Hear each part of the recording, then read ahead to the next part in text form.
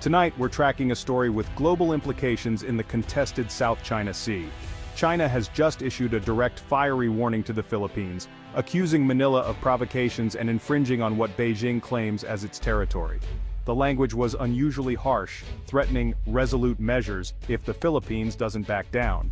This isn't just diplomatic posturing, analysts see it as a real escalation, hinting at possible use of force. The statement specifically targets recent Philippine resupply missions to Second Thomas Shoal and increased patrols near Scarborough Shoal. China is drawing a red line, not just for the Philippines but for its allies. The timing is critical. It comes days after a tense encounter at sea, when a U.S. Navy destroyer conducted a freedom of navigation operation near Scarborough Shoal. Beijing sees this as a direct challenge from both Manila and Washington. China's message: stop or face consequences. For the Philippines, this is more than a headline. It's a threat to their fishermen, Coast Guard, and sovereignty. President Ferdinand Marcos Jr. has vowed not to give up a single inch of territory. That vow is now being tested. China's words have put the ball in Manila's court. The world is watching. Will this crisis lead to dialogue or to open conflict? The stakes are high, and the next move could determine the region's future. The Philippines stands at a crossroads, with its sovereignty and security on the line.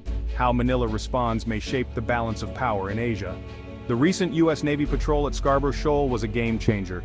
The USS John Finn sailed within 12 nautical miles of the shoal, making a powerful legal and military statement. The U.S. challenged China's expansive claims, upholding international law and freedom of navigation. China's response was swift. The PLA claimed to have tracked and warned away the U.S. ship, accusing Washington of infringing on its sovereignty. This narrative, amplified by Chinese state media, is meant to project strength at home.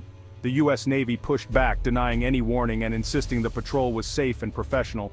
This public dispute shows both sides are now waging an information war alongside their naval maneuvers. For the U.S., it's about upholding a rules-based order and keeping sea lanes open. For China, it's about defending what it calls its indisputable rights. These worldviews are clashing directly in the South China Sea. The USS John Finn's patrol was more than a routine operation. It was a physical manifestation of this fundamental disagreement. Each side believes it's right, and neither is backing down. Every future patrol now risks becoming a flashpoint. The stakes for miscalculation have never been higher. What set this U.S. Navy patrol apart was its open coordination with the Philippines. Unlike past, quieter operations, this was a joint sail, America standing shoulder to shoulder with its treaty ally.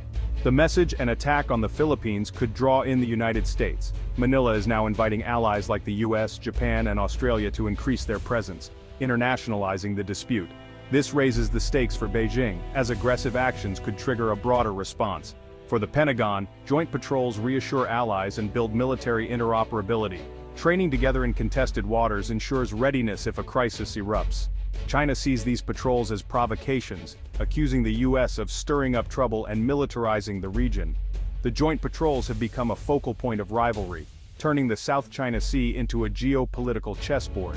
Every maneuver now sends a message to both friends and rivals. The Philippines' new strategy is reshaping the regional balance. The era of quiet diplomacy is over. Open alliances are the new reality. The world is watching every move. The tension isn't just in words, it's in dangerous incidents at sea. Last month, a Chinese Coast Guard ship collided with a smaller Philippine resupply boat near Second Thomas Shoal. Video showed the larger Chinese vessel aggressively cutting across the Philippine boat's path. This is part of a pattern. Chinese ships have repeatedly used high-pressure water cannons to block Philippine vessels. These cannons can shatter glass and injure crew, escalating the risk without firing a shot. China has also used military-grade lasers, temporarily blinding Filipino sailors. These gray zone tactics stop short of war, but inflict real harm and intimidation. In the air, Chinese fighter jets have dangerously intercepted U.S. and allied surveillance planes. One Chinese jet forced a U.S. reconnaissance plane to fly through its wake, a risky maneuver. These close encounters at sea and in the air raise the risk of miscalculation. A single mistake could trigger a deadly accident and spiral into wider conflict. The danger is real and the margin for error is shrinking. The world is holding its breath. Why does this conflict matter so much? Look at a map of global trade. The South China Sea is a vital artery. 1/3 of all global shipping passes through here. Over $5 trillion in trade. Disruption would have catastrophic effects on the world economy. For Japan, South Korea, and Taiwan, These sea lanes are lifelines for energy and raw materials. If China controlled the waterway, it could threaten to choke off rival economies. The region is also rich in oil and natural gas, with China's sweeping claims covering most potential reserves. Control over these resources means energy security for Southeast Asia. For the US, access to these waters is essential for projecting power and supporting allies. If China dominates, it could push the US Navy out and shift the regional balance. This fight isn't just about rocks and reefs, it's about the future of global trade, energy, and power. The stakes are nothing less than the 21st century's strategic order. That's why the world is watching. The current crisis isn't new. It's the latest chapter in decades of tension. Scarborough Shoal was the site of a major standoff in 2012. The Philippines withdrew, but China stayed, blocking Filipino fishermen. Under President Aquino, Manila won a landmark case at The Hague in 2016, invalidating China's sweeping claims. China rejected the ruling and continued its aggressive activities. President Duterte then shifted to appeasement, downplaying Chinese harassment in hopes of economic benefits. Despite friendlier rhetoric, China's behavior at sea only grew more assertive. The Chinese Coast Guard and maritime militia swarmed disputed features and built up military installations. Duterte's policy failed to change Beijing's objectives, it only emboldened them. This history of broken promises and continued aggression set the stage for today's dramatic policy reversal. The Philippines learned that appeasement did not bring peace. Now, under new leadership, Manila is taking a stand. The past is shaping the present, and the stakes have never been higher. The world is watching how history will repeat, or change. The election of President Ferdinand Marcos Jr. marked a stunning foreign policy reversal. Instead of appeasement, Marcos has reasserted Philippine sovereignty and embraced the 2016 arbitral ruling. He famously declared he would not give up even a square inch of territory. Manila is now publicizing Chinese aggression, releasing videos and photos to win global opinion. This transparency campaign prevents China from controlling the narrative. Marcos has revitalized the U.S. alliance, granting access to new strategic sites under EDCA. Some bases are near Taiwan and the Spratlys, giving the U.S. a crucial regional foothold. Marcos has also linked Philippine security to Taiwan's stability, signaling a broader regional commitment. The Philippines has transformed from a wavering partner to a frontline state in U.S.-China competition. This pivot is reshaping the Indo-Pacific security landscape. Manila's bold stance is sending shockwaves through the region. Under Marcos Jr., the Philippines is building a network of security partnerships beyond the U.S. Japan has become a key partner, providing new patrol vessels and negotiating a reciprocal access agreement.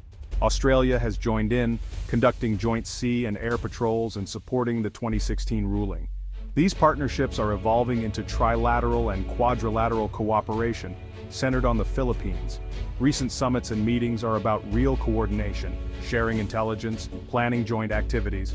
The annual Balikatan exercises with the U.S. are now larger and more complex, focused on maritime security. For the first time, live fire drills are being held in the South China Sea, with allies like Australia and France. These exercises are a dress rehearsal for potential conflict, signaling collective resolve. The alliance network is raising the cost of any Chinese aggression. The Philippines is now at the heart of a new security web in the Indo-Pacific. As alliances strengthen, China pushes back with propaganda, calling the Philippines a U.S. pawn. Beijing warns Manila is risking war by siding with Washington. This narrative aims to sow division and undermine President Marcos's legitimacy. The risk of wider conflict is now tied to Taiwan's fate. U.S. access to northern Philippine bases worries Beijing, making Manila a key player in any Taiwan crisis. China's pressure in the South China Sea is both punishment and a test of the U.S.-Philippine alliance. The Philippines is now the eye of a geopolitical storm, the front line of U.S.-China competition. The world is watching Manila's courage and resolve. The choices made here will shape the Indo-Pacific's future security. Will joint patrols and alliances deter further aggression?